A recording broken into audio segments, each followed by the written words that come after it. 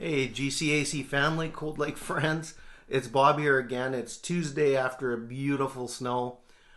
Checking in on you, getting to you from my home office.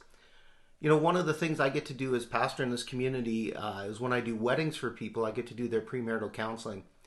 It is so fun to discover what they're hoping to build and who they are and look for areas that could cause problems. But through our conversations, we discover some goals and some values, things that they agree to work towards and that they want as underpinnings in their marriage and their life.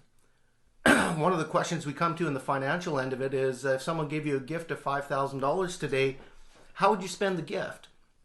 And it's fun to watch the impulse to say, well, let's just go on a better honeymoon, or let's put it towards, but to realize we can begin to invest what we get in these moments towards what our goals and values and end game is.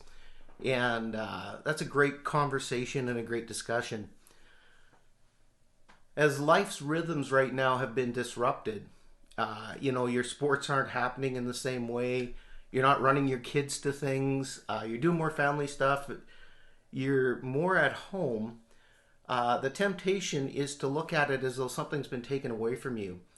And today I want to challenge you to look at it through the lens of something's been given to you as a gift.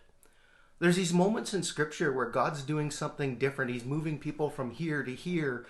And he kind of puts them in this position of having daily dependence on Him and establishing some new rhythms and ways of doing things.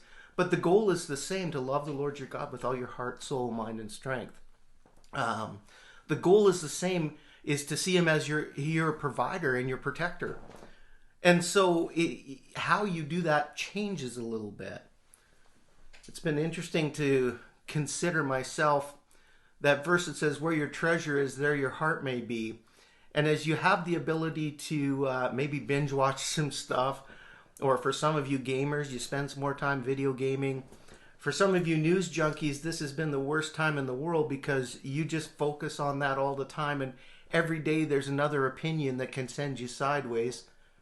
For the controlled people that find it so hard to trust, if maybe jobs have been lost, maybe you don't know what's going to be there when you get back.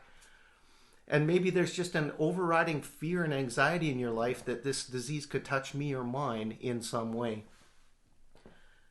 As you've been given the gift of time, let me encourage you to do a couple of things. First, be intentional about how you spend this gift. Go to Scripture, spend some time. Know what increases your peace and what decreases it or increases the anxiety in your life, and balance those things. It's interesting that we have seasons and there's rhythms to life. And there's a time to express your anxiety to God and to cast your care upon Him, and a time to receive His peace and to focus on who is actually in control. And so my encouragement to you today is journal a little bit, keep track of how you're spending your days, and be really intentional about taking this gift that you have of new rhythms and investing it in the things that matter for the goals and values that your life is to be centered around. Final verse to think about is found in Proverbs 3. I love this. In verse 5, it's a real common one, but it means so much to me in these days. Trust in the Lord with all your heart, and do not lean on your own understanding. In all your ways acknowledge Him, and He will make your paths straight. Hey, blessings. Look forward to seeing a bunch of you on Thursday night at our community group night. We're meeting through Zoom. Check out our Facebook page if you don't have it, and you can go to our YouTube channel to catch up on what's been happening. Have a great day. Bye.